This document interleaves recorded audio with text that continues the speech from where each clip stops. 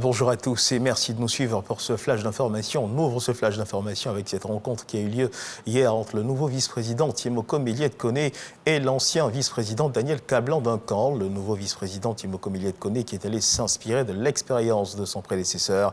Les précisions de Jérôme Kofi Aboula. Le vice-président de la République a rendu ce jour, vendredi 29 avril 2022, une visite de courtoisie à l'ancien vice-président de la République, M. Daniel Kablan-Duncan. Cette visite revêt plusieurs symboles. En premier lieu, l'ancien vice-président Duncan est un aîné du vice-président Koné avec qui il a précédemment travaillé à la BCEAO.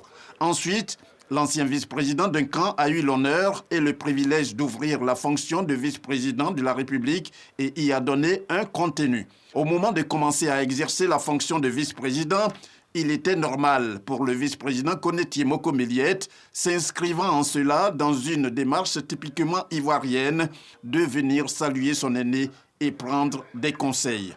Les échanges entre les deux personnalités ont été cordiaux et fraternels. Ils ont fait un tour d'horizon des progrès réalisés depuis 2011 par la Côte d'Ivoire dans tous les domaines, notamment en matière de social et d'infrastructure, ainsi que des défis à relever. Au terme des échanges, le vice-président Koné Timoko Méliès a dit s'être enrichi des conseils de son aîné et prédécesseur. Le vice-président a indiqué que ces conseils lui seront utiles dans ses missions aux côtés du président de la République, son Excellence, M. Alassane Ouattara. Le ministre de l'Emploi et de la Protection sociale porte à la connaissance des populations vivant en Côte d'Ivoire qu'en application des dispositions de la loi numéro 2015-532 du 20 juillet 2015 portant code du travail et du décret numéro 2011-371 du 4 novembre 2011 modifiant et complétant le décret numéro 96-205 du 7 mars 1996 déterminant la liste et le régime des jours fériés. Le dimanche 1er mai 2022, jour de la fête du travail, est déclaré jour férié, chômé et payé sur toute l'étendue du territoire national.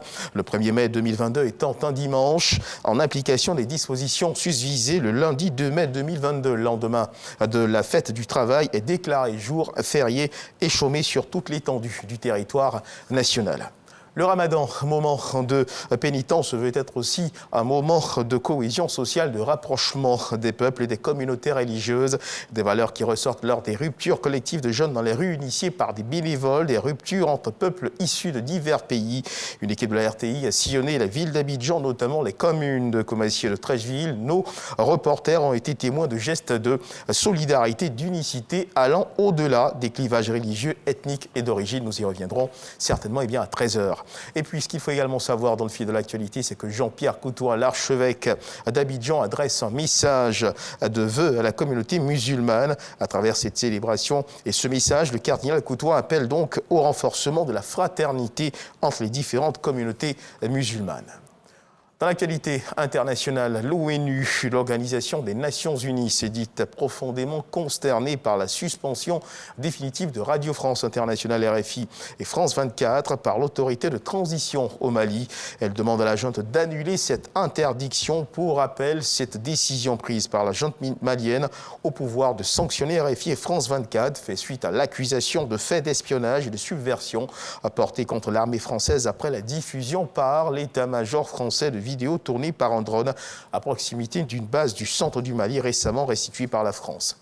Et toujours dans l'actualité internationale, sachez que l'ancien rebelle Djibril Massakwa, ancien commandant et porte-parole du Front révolutionnaire uni, le Rouf de Fodé Sanko, qui avait été arrêté en 2020 dans le pays où il vivait en exil, a été acquitté.